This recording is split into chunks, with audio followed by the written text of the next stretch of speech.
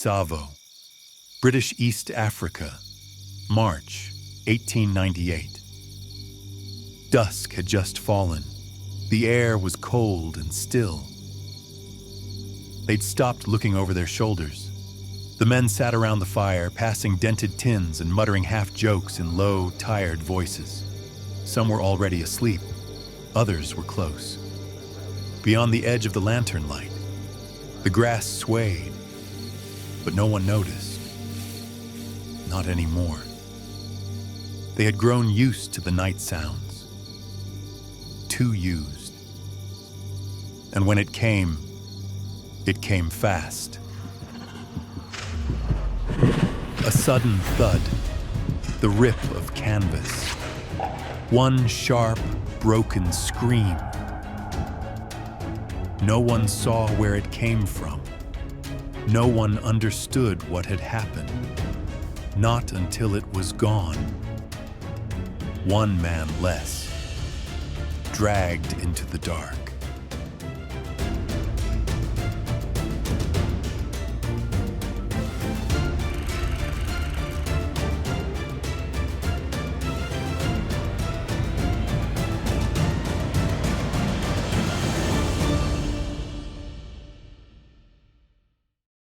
In the early spring of 1898, John Henry Patterson stepped off a ship and into the hazy, sun-drenched chaos of Mombasa.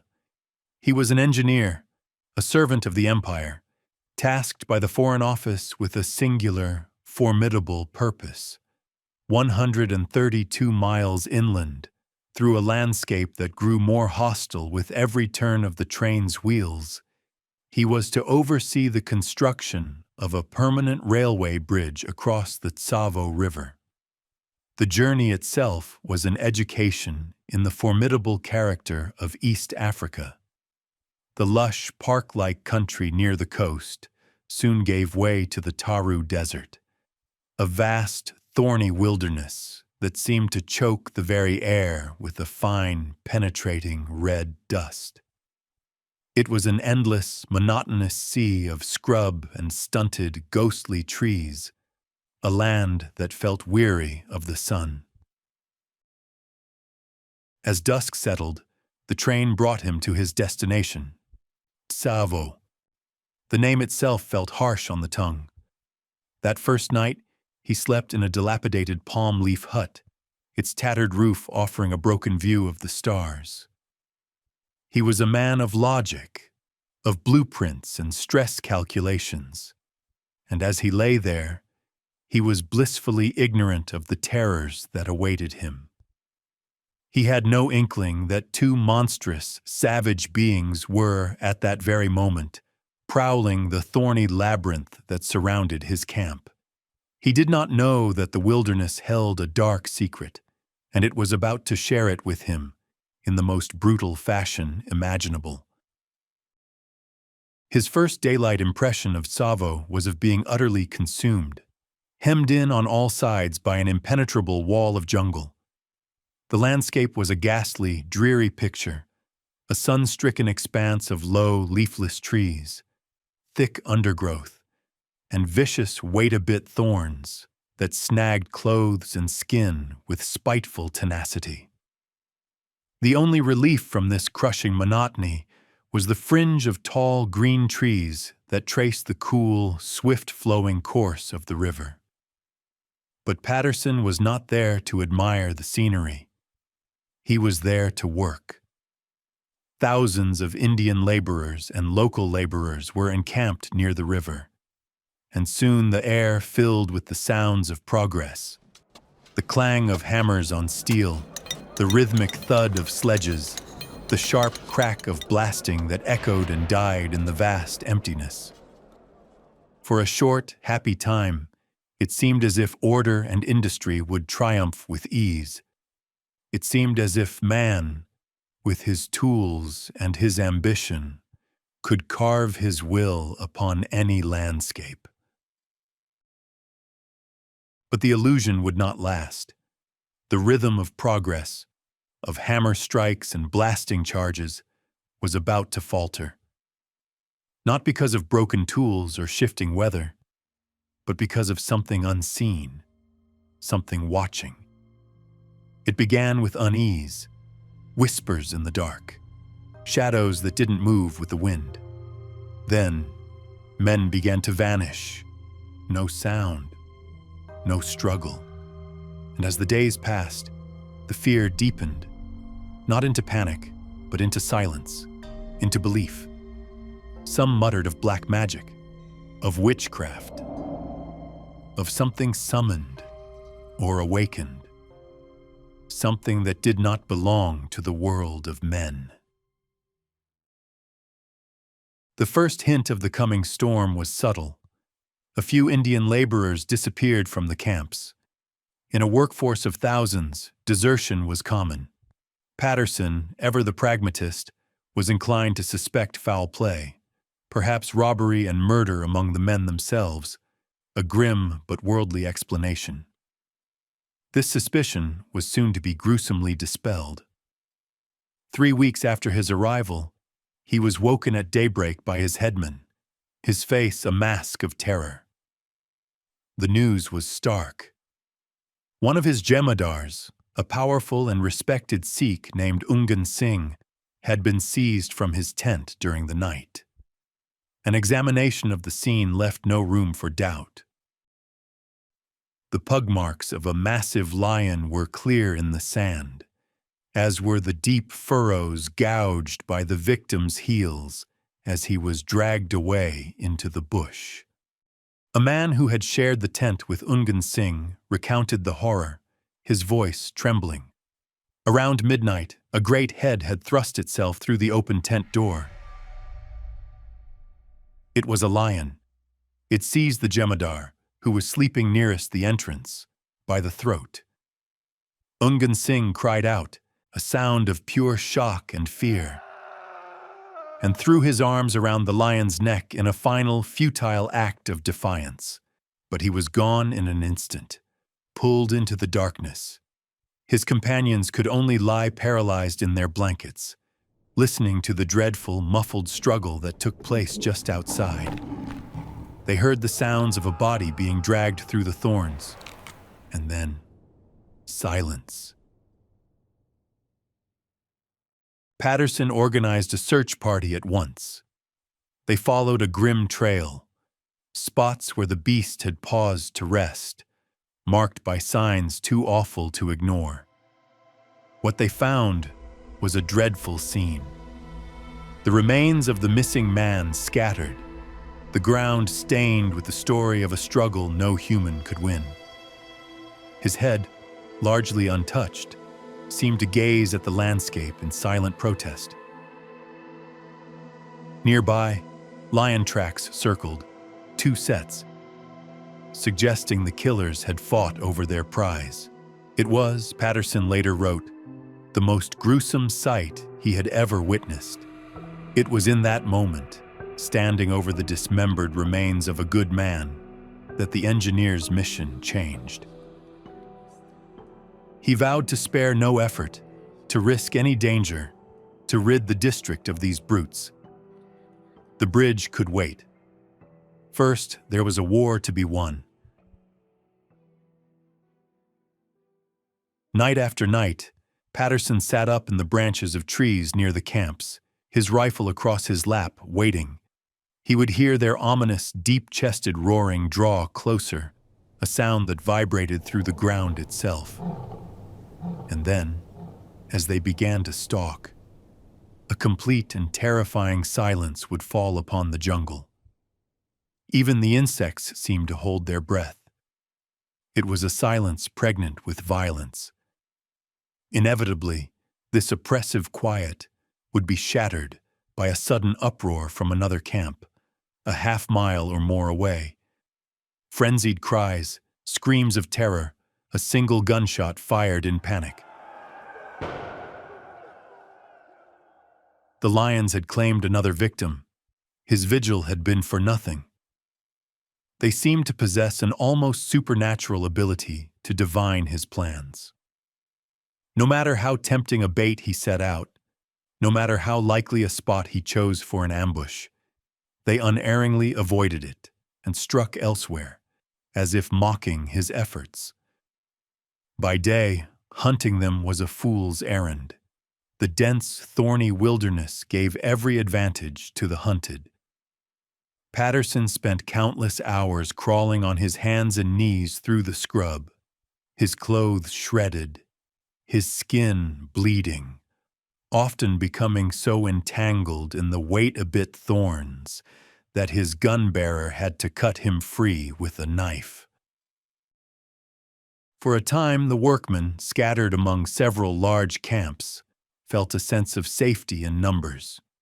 But this illusion was shattered when the main body of railhead workers moved on, leaving Patterson with only a few hundred men to complete the permanent works.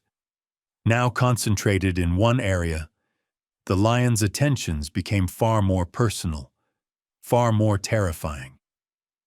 A true panic began to take hold. The men threatened to leave. Patterson only managed to persuade them to stay by allowing them to stop all work and focus entirely on their own survival. They built exceptionally thick and high thorn bomas, fences made of piled thorny branches around their camps. All night, huge fires were kept blazing, and designated watchmen clattered empty oil tins, creating a constant, desperate racket to scare the demons away. It was all in vain. The men still disappeared. The Lion's tactics grew bolder, their contempt for human defenses more profound.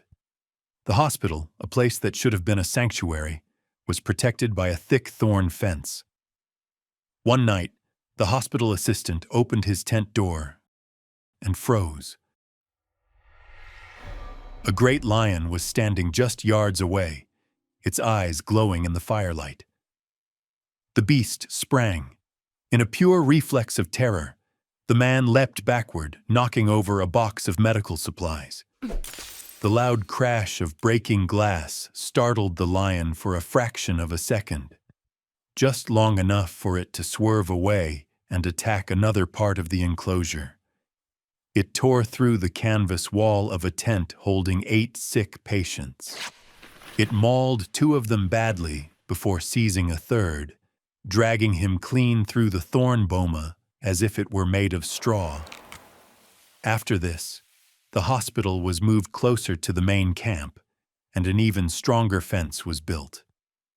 The very next night, a lion simply jumped over it. It landed silently inside the enclosure and carried off the hospital's water carrier, the beastie. The other men witnessed the entire horrific event. They saw the lion grab the man by the foot and begin to pull him from his tent. The beastie desperately clutched a heavy box, his fingers digging into the wood, dragging it with him until it snagged on the tent wall. He then grabbed a tent rope, clinging to it with the last of his strength until it snapped. Once clear of the tent, the lion seized him by the throat. After a few vicious shakes, his agonizing cries were silenced forever. They found what little remained of him 400 yards away in the bush. This was no longer just a hunt. It was a siege. After this latest horror, Patterson and his medical officer, Dr. Brock, decided to lay a trap.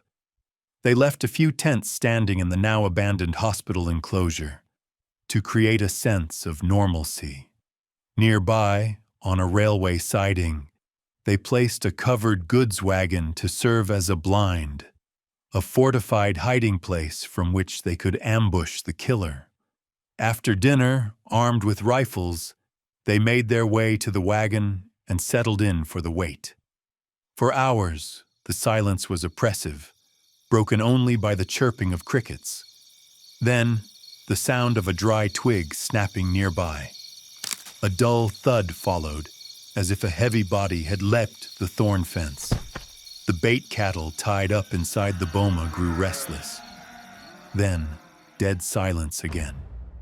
Patterson and Dr. Brock listened intently, their hearts pounding, expecting to hear the lion crashing back out through the boma with its prey. But it had crept out as silently as it had entered. It seemed it was no longer after the cattle. Patterson thought he saw something moving stealthily in the inky darkness, a shadow among shadows.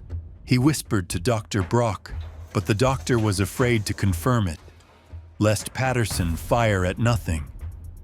A few seconds of intense, suffocating silence passed.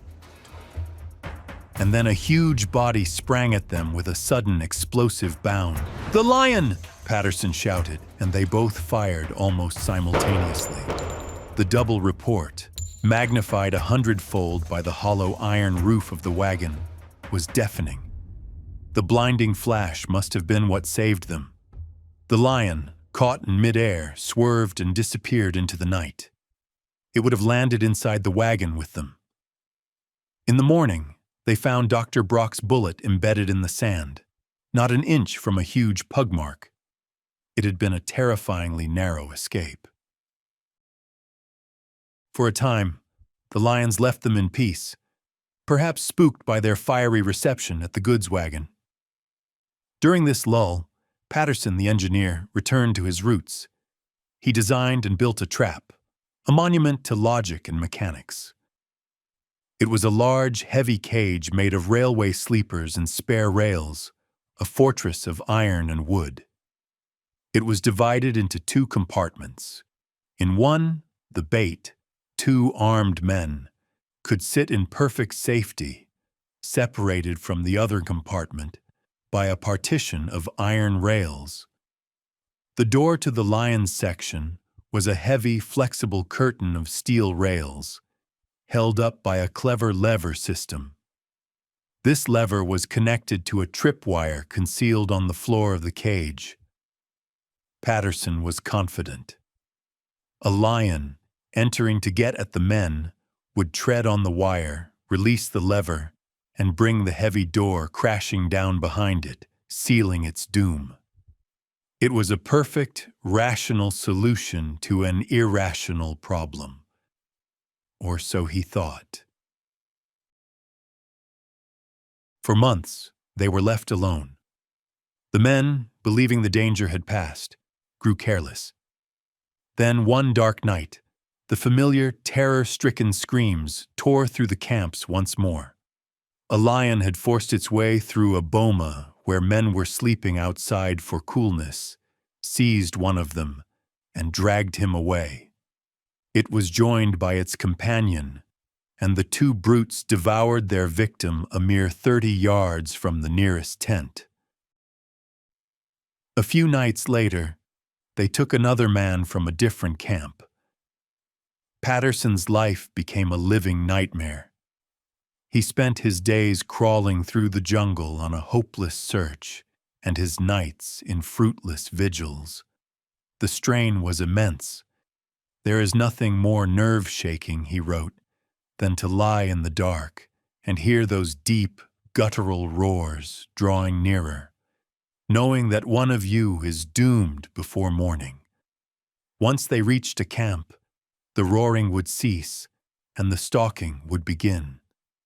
A warning would be shouted from camp to camp, a desperate cry in Hindi and Swahili that echoed through the valley. खबरदार भाइयों शैतान आता है खबरदार भाइयों शैतान आता है beware brothers the devil is coming. But the warning was always in vain. Sooner or later, from somewhere in the darkness, agonizing shrieks would pierce the night, followed by a dreadful silence.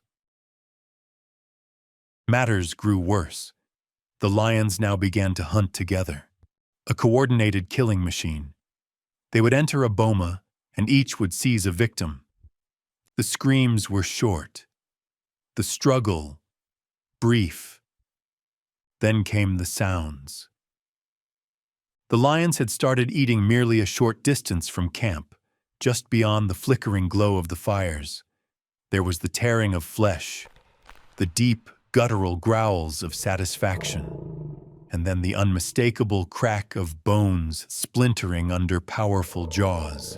Inspector Dalgairns stood frozen for a moment, gripped by a mix of raw terror and something fiercer, an instinctive surge of refusal.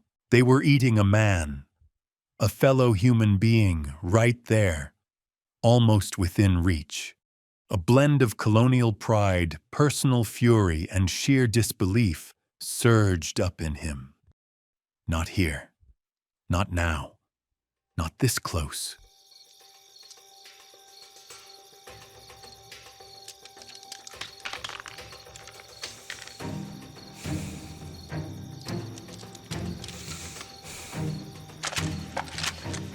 He seized his rifle and began firing into the dark. Wild, furious, over 50 rounds. Desperate to stop what could no longer be undone.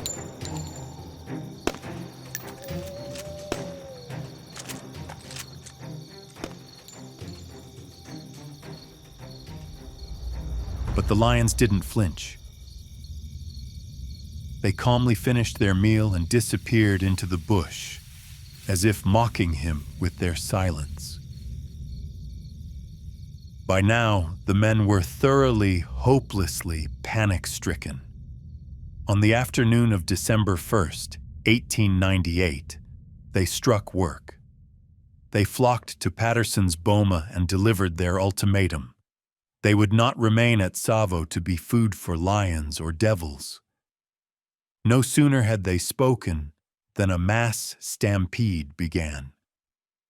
Hundreds of them threw themselves on the rails in front of the next scheduled train, forcing it to a grinding halt. They swarmed aboard the open trucks, flinging in their meager possessions, desperate to flee the accursed place. The great Uganda Railway project, the pride of the empire, came to a complete standstill. The devils had won. For 3 weeks, practically no work was done. The few men who remained behind built the most extraordinary lion-proof shelters, perching themselves on top of water tanks, on the steel girders of the unfinished bridge, and in the high branches of trees.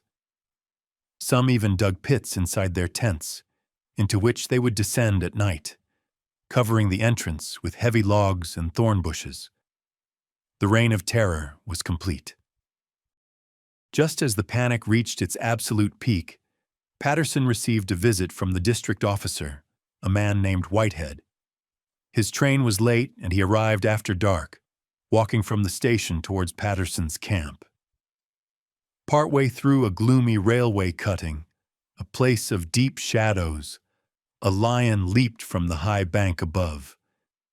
It struck Whitehead like a freight train, knocking him to the ground and tearing 4 great claw marks down his back.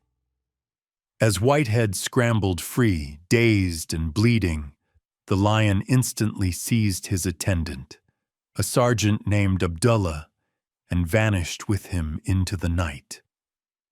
It was Abdullah that Patterson had heard being devoured later that night from his watchpost, never realizing who the victim was.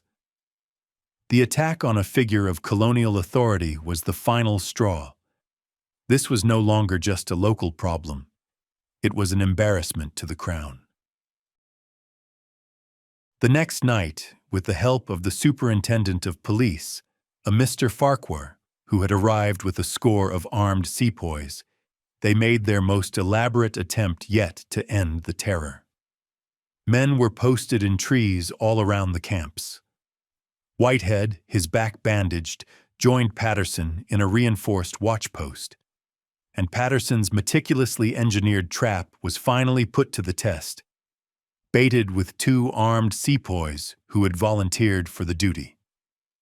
Around 9 o'clock, their anxious silence was broken by the satisfying heavy clatter of the trap door slamming shut. At last, Patterson thought, his heart leaping with triumph. One of them is done for. The 2 sepoys inside, confronted by the sight of a huge lion suddenly rushing into the cage, its eyes blazing with fury, were so terrified that they were too unnerved to fire. The lion lashed itself against the bars, roaring.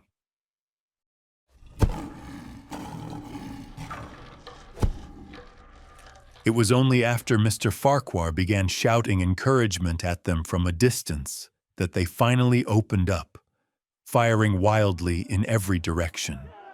चलो गोली चलाओ, गोली चलाओ, मूर्खो! Oh my God! Useless! Their bullets whizzed past Whitehead and Patterson in their hiding place. In the end, after firing more than 20 rounds, all they accomplished was to shoot away one of the iron bars of the door, allowing their priceless prize to escape with nothing more than a slight wound.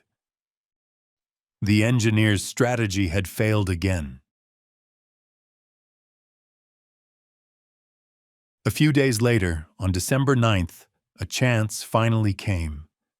Soon after dawn, a man came running to Patterson's tent, shouting that the lions had killed a donkey and were eating it in a clearing nearby. Patterson seized a heavy rifle and began a careful stalk. He crept through the bush until he could just make out the tawny outline of one of them. He was raising his rifle when his guide, in his excitement, accidentally snapped a twig underfoot. The beast heard the sound instantly. It growled, a low rumble of annoyance, and vanished into a thicker patch of jungle. In desperation, Patterson sent for all the men available. He had them form a half-circle around the thicket, armed with tom-toms, tin cans, anything that could make a noise. He then crept around to the other side and positioned himself in a broad animal path, the most likely escape route. The din began. And then, there it was. For the first time, they saw it not as a shadow, not as a streak of movement or a whisper in the dark, but in raw, terrifying detail. A huge, maneless lion stepped into the path, muscles shifting beneath its hide. Its eyes glowed with eerie calm, its flanks scarred, its jaws dark with old blood. It was the first fair chance he had had in all those agonizing months. It advanced slowly, its head turned, its attention fixed on the noise of the beaters behind it. Patterson let it come to within 15 yards, then raised the rifle. The moment he moved, it saw him. It froze, its body tensing, and let out a savage growl. He aimed for its brain, for the center of its head, and pulled the trigger.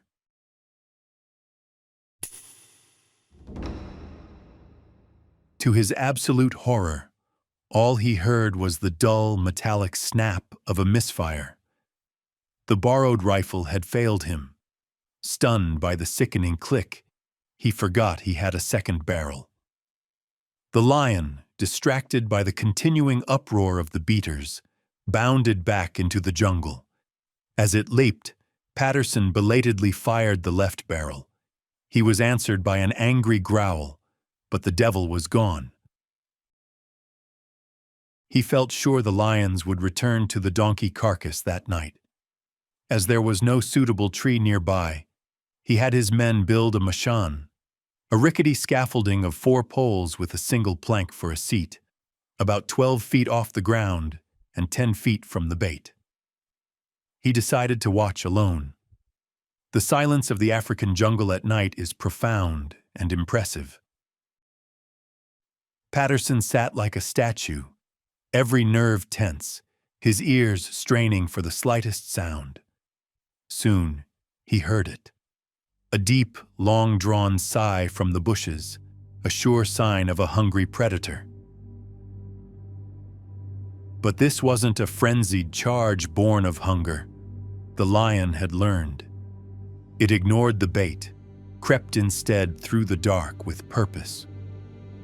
For 2 unbearable hours, It circled Patterson's platform with chilling patience.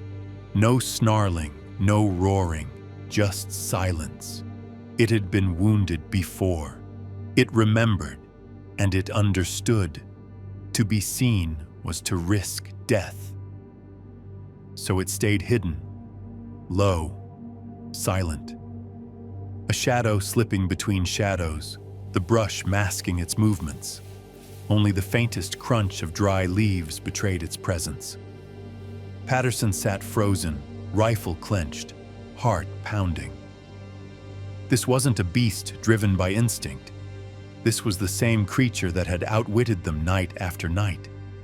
And if it succeeded once more, it would mean his death. And the lion knew who he was. Yes, it understood.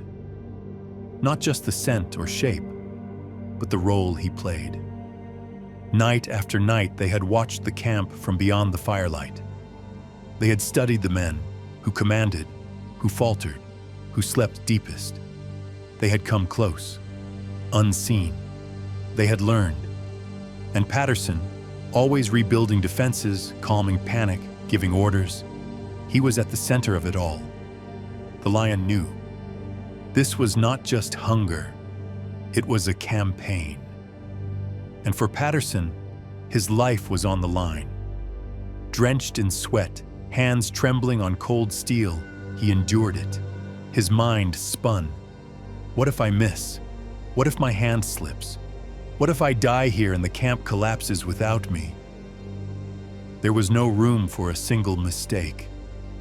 Not with an enemy like this, not tonight. Then, crack. A sharp blow to the back of his skull. He jolted, nearly fell. The lion? No. An owl, landing, mistaking him for a branch. He gasped. From below came a low, deliberate growl. The lion had sensed it. The fear, the breath he lost, the slight shift of weight. It knew. It waited. Then he saw it, barely. A patch of deeper black crouched in the brush, still and calculating. It had made a small mistake. It had paused just long enough, moved just close enough. Patterson didn't hesitate. He raised his rifle, and the lion moved. It sensed the change. The breath held, the barrel lifting. It sprang. The shot split the night, a deafening crack. The bush exploded with fury, roars like thunder. The lion crashed through undergrowth, thrashing, snarling, ripping past trees. Patterson fired again and again. It fought to the last. Struck deep, knowing it was dying, it still launched a final charge. Not to survive, but to defy. One last furious leap, then the thud, a final impact. Groans followed.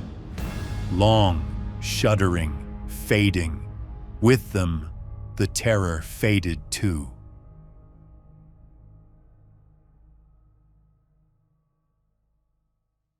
Patterson called out into the dark. Cheers rose from the camp, distant and thunderous. At dawn, they found it. 9 feet 8 inches from nose to tail. Scarred, hardened by years of survival. Its hide told the story of war. This was no ordinary lion.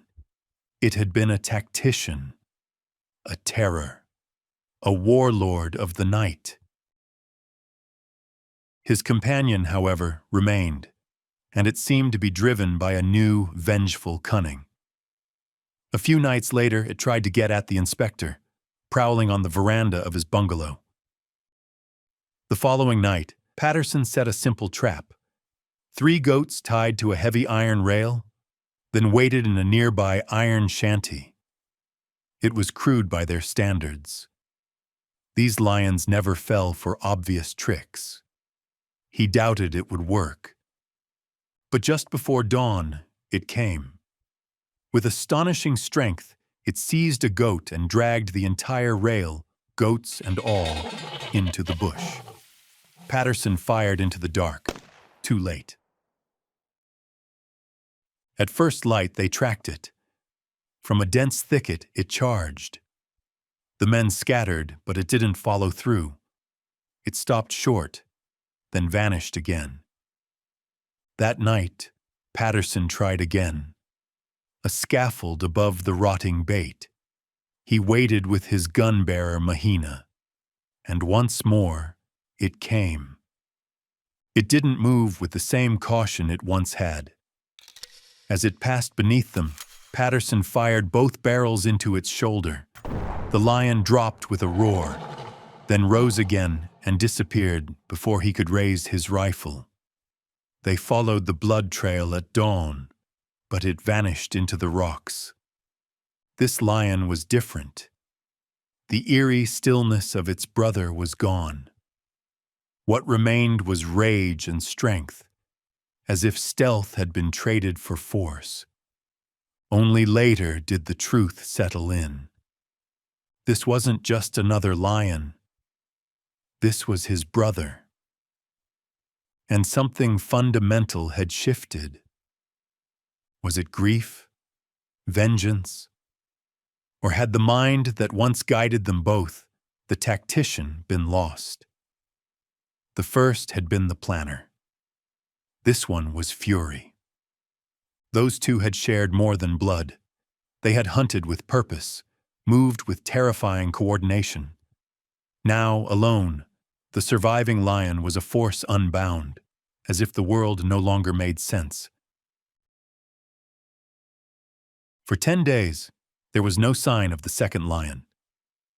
A fragile hope began to spread through the camps.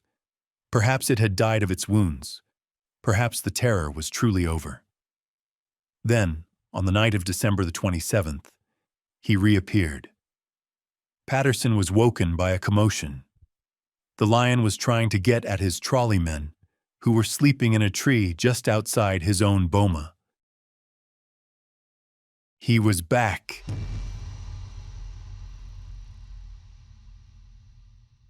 The following evening, Patterson returned to the same tree.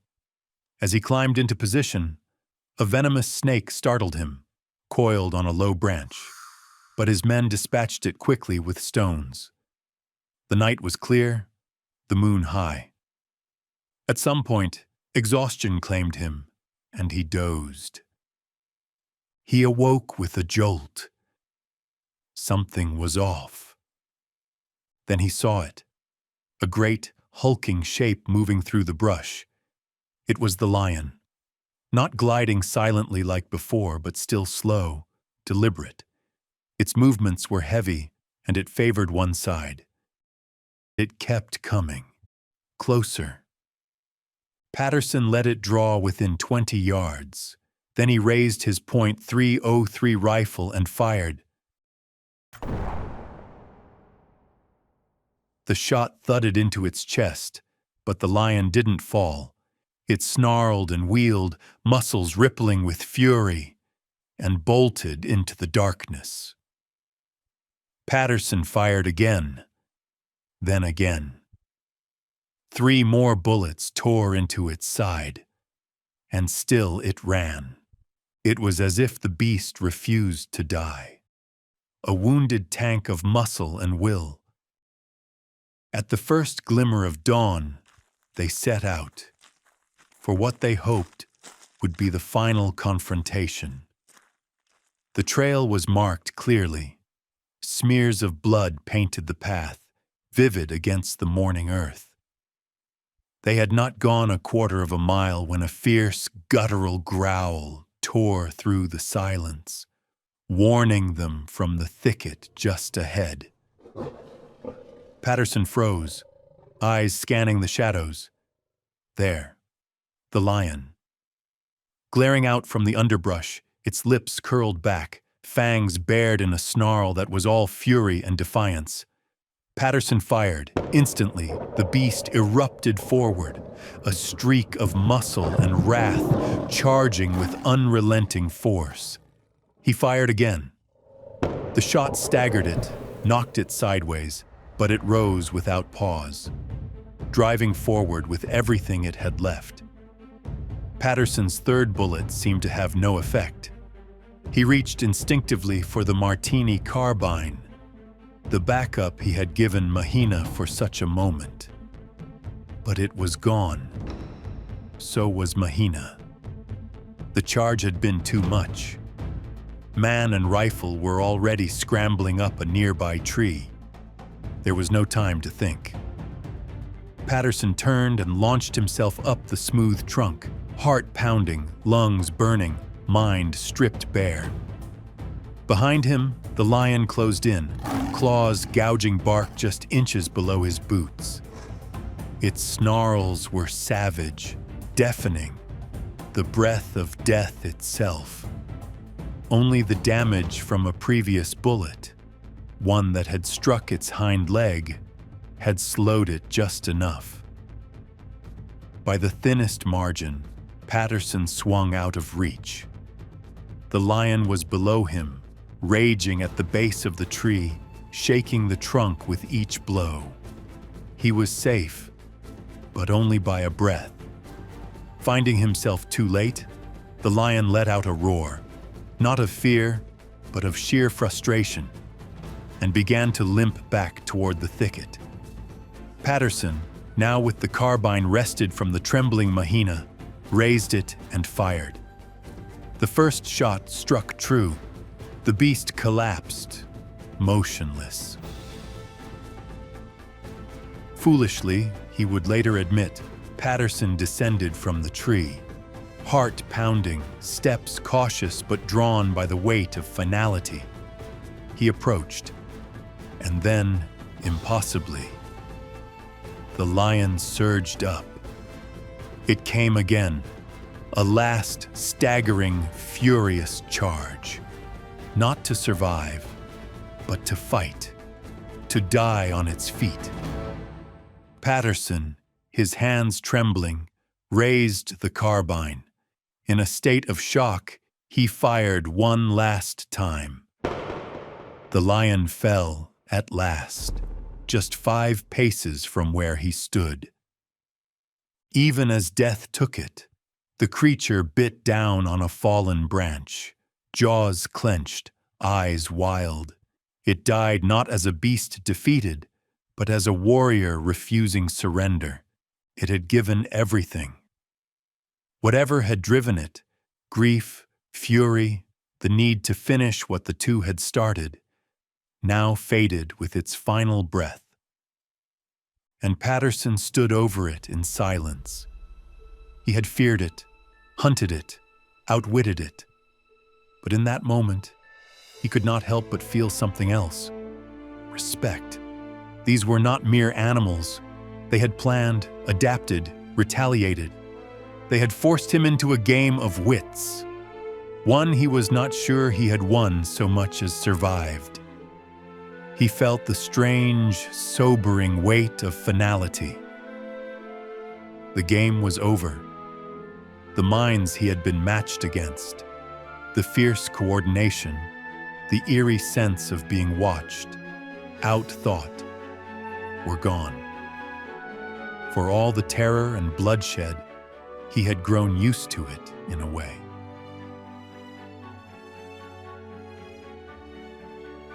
The news spread like wildfire. The second lion was dead. An eerie, profound silence fell over the Tsavo Valley, a silence no longer filled with dread. The Indian laborers who had fled in terror came flocking back to the camps. The sound of hammers on steel, once a provocation, now became a song of victory. Work on the Great Bridge resumed. The reign of terror was finally, blessedly over. The men, some of whom had once plotted to kill Patterson for bringing misfortune upon them, now could not do enough to show their gratitude. They presented him with a beautiful engraved silver bowl, a trophy he would later say he valued above all others. The inscription was simple but heartfelt, a testament to their ordeal. Sir, we, your overseer, timekeepers, mysteries, and workmen, present you with this bowl as a token of our gratitude to you for your bravery in killing 2 man-eating lions at great risk to your own life, thereby saving us from the fate of being devoured by these terrible monsters who nightly broke into our tents and took our fellow workers from our side. With the dread of the man-eaters lifted, work on the great bridge moved briskly. Without proper cranes, they improvised, using shears made of railway lines to hoist the massive stones into place. When the masonry was complete, they built temporary piers of wooden sleepers in the middle of each span to support the iron girders as they were rolled across and lowered into their final positions. Soon, Patterson had the deep satisfaction of watching the first train steam across the finished bridge. The work was done. Only a day or two later, a tremendous storm broke over the valley. The river rose into a raging, muddy torrent, tearing up ancient trees and hurling them downstream like twigs. Patterson stood on his bridge and watched as the floodwaters swept away their 2 temporary trolley crossings, twisting heavy steel rails around tree trunks like wire. The great mass of wreckage, a chaotic island of debris, hurled itself with a sullen plunge against the stone piers of the bridge. The structure took the full, violent shock without so much as a tremor. The chaos of the past had been faced, and the monument to order stood firm. But it was a monument built on a foundation of blood and primal fear, its steel and stone forever haunted by the memory of the devils who had once ruled the darkness of Tsavo. The engineer had tamed the river, but he knew, as did every man who survived that terrible year, that the wilderness itself could never truly be conquered.